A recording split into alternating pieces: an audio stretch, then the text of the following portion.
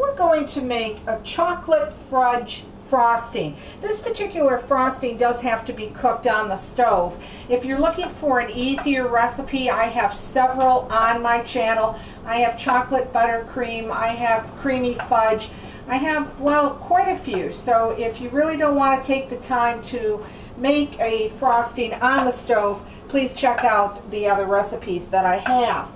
This one really isn't all that difficult, and the way that it turns out and the results it gives you, well, it really tastes really sensational.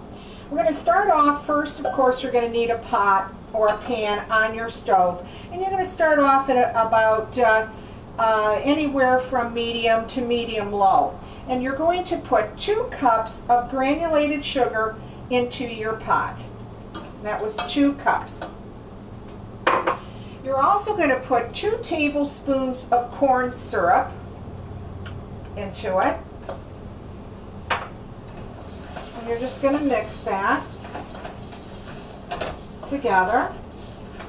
And you're going to use 2/3 of a cup of evaporated milk. This is the type of milk that you would use if you're making, say, a pumpkin pie. That was 2/3. And you're just going to mix that with your spoon or your spatula. And the heat is going to begin, to, of course, to start melting it all together.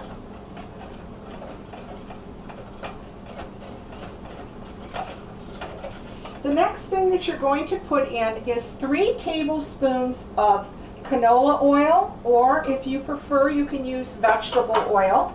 And that was 3 tablespoons. And now I'm going to raise my heat to about medium. And the last thing that I'm going to put in is 9 tablespoons of baking cocoa. That was 9 tablespoons. Now, if you don't want to use the baking cocoa, you can use 3 ounces of unsweetened chocolate and use that, if you don't want to use the oil and the baking cocoa. But I find this easier and a bit faster to use. And then really you're just going to stir this together, let it all combine, and we're at about medium heat on the stove. Now, once you know that you've got it well blended, you are going to have some small lumps in there. That's okay. As it starts to cook, you won't see that. Now I'm going to go up to about medium-high on my stove. And of course you're going to need a candy thermometer. What you want to do is you're going to actually cook this frosting till it reaches 262 degrees, which is a soft ball stage. What I like to do is I actually like to get the mixture quite hot, and then I like to turn it down to medium, and then put my thermometer in, and then I just keep stirring till I can see that it's reached the soft ball stage at 262. So I've put my candy thermometer in, and now it's really just a matter of waiting. It'll actually start to form a light boil. Again, you don't want to make it too hot because you don't want to burn the chocolate, but it can come off up to a soft boil. And just keep stirring it, and it really depends on the temperature that you want to work with it. If you're going to work with higher temperatures, you're probably going to get through this process a lot faster. I particularly don't like to because I'm worried about, again, burning the chocolate. But it probably, you know, could take you anywhere from, 10 to 12 minutes, something like that. I'm going to raise my speed up just a little bit.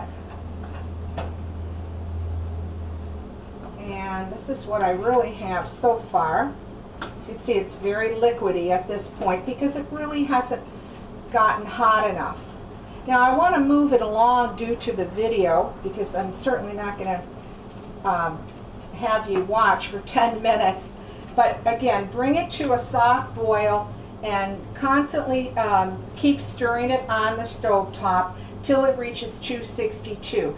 Now once it reaches that, of course you're going to take your thermometer out, and what you're going to do is you're going to put 1/4 of a cup of butter, and you're going to actually just lay it right inside the frosting. But you're going to let it sit for an hour. You're not going to stir the butter in. I know it's going to be really tempting to do that, but you really don't want to. So once you've got your softball stage, then you're going to put the butter in it, and you're just going to take it off the stove, get it off the heat, and leave it for 1 hour. Now once that 1 hour is up, and as you can see, it is starting to boil in the pot. I'm going to turn it down just a little bit. After an hour, you're going to need a hand mixer, and you're going to need actually a teaspoon of vanilla, and you're going to put actually your vanilla into your frosting. You're going to beat it by hand till it becomes a smooth consistency. Then you're ready to dip or use your frosting. The one thing to remember is once it's done, it sets up really quick, so you'll want to cover your cake or your cupcakes because you don't want the frosting to become hard. I'm just going to check, and right now it's just at 100. So I'm going to, like I said, move it along and show you what I've done and made it ahead of time. It'll come out and look like this. Now it's going to be a bit watery, but don't worry about it. What happens is once it sets up within a half hour to an hour, it'll harden to a nice chocolate shiny coating on it. And let's see, I just want to check here, and I'm at about 125. I'm just going to let that go.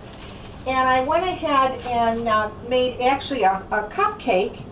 These are particular cupcakes. You can actually fill the insides. I'm going to be having a video on those to come up yet.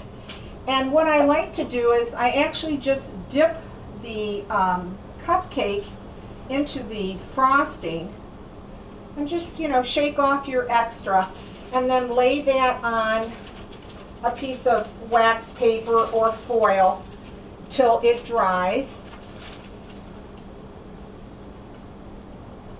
And I want to check my frosting. It's not quite ready yet, but I'm going to dip, or you can pour it on with a spoon, the top of my cupcake here. It's a little bit messy of the fingers. You can sometimes use bamboo sticks to do it. I've done that. Either way, it's a bit messy. Take off the excess and then just let them, I want to rinse my hands here quickly, and then just let it set up till it cools. And then you can put whatever chocolate sprinkles you want on it, or chopped nuts, whatever that you would like. I have some to show you. And my frosting still isn't quite done, but this is how it actually comes out once it's done. You can see they're completely dry. They're completely dry, and they have a nice glossy finish on them. It's great for cupcakes or layered cakes, whatever that you'd like to put on them, and it does dry hard. So there you go. You have a cooked chocolate fudge frosting. A little bit of work, but well worth it. Thanks for watching. Leave a comment. Let me know what you think, and please subscribe.